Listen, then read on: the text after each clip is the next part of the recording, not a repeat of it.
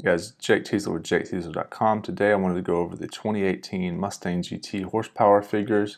If you're new to the channel, let me know in the comments section. I really appreciate you being here. Hit the like button if you enjoy the content. Let's look at the 2017 F-150 5-liter engine horsepower numbers and the bump that they got in horsepower. So it was a 385 horsepower engine that was bumped to 395, so that's a difference of 10 horsepower. And they also switched to a spray bore liner, which reduced weight, and I believe they're going to do that with the new 5.0 that was previously done in the GT350. And another thing that a couple other things that they did: direct injection and port injection. And this is more of a truck engine. It's more of a higher torque producing engine because it's a truck engine. So you can see they gained 13 torque.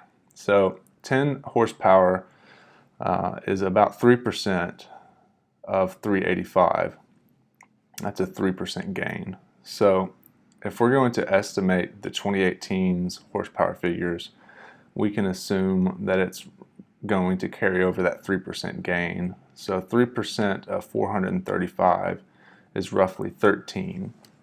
So, and the number's not 3 exactly, it's more like about 0.025 if you're going to multiply it times 385, and that'll give you about 10 horsepower. So somewhere between 10 and 13 horsepower. Now what's going to happen with the 2018, as we know, it's going to get an increase in the red line from currently 7,000 RPMs all the way up to 7,500. So it's going to increase the RPM red line by about 500. This is on Ford Authority website I'm checking out. You're going to get 10 horsepower according to the F-150 because of the direct injection.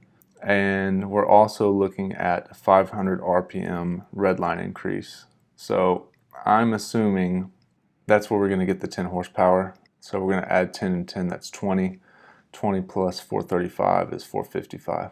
So the 2017 Roush makes 670 horsepower, phase 1. Phase 2 makes 720. So if we just take those Roush numbers and we're just going to add 20 more horsepower, the phase 1 Roush supercharged 2018 Mustang is going to have 690 horsepower. Phase 2 will have 740.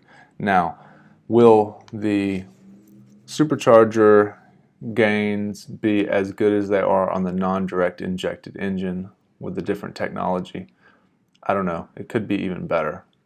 So it could be less horsepower, the exact same horsepower, or it could be more horsepower. And if you remember, the Roush, when it first came out, it was not rated, before they tuned it, it was not 670. I can't remember what it was. It was like 630 or 40 or 50. It wasn't 50. I think it was like somewhere 620, between 620 and 640 when the phase 1 supercharged 2015 Roush Mustang came out. And then they tuned it. They kept getting better with the tune and more efficient, and they could get the horsepower all the way up to 670. So we'll see what the horsepower ends up. What do you think the horsepower is going to be? Do you think we're way off saying 455? I think it's going to be 455. What do you think? Leave your comments below, give your best guess, and we'll see shortly, I believe, somewhere around July 25th when the order banks open for the 28 Mustang GT.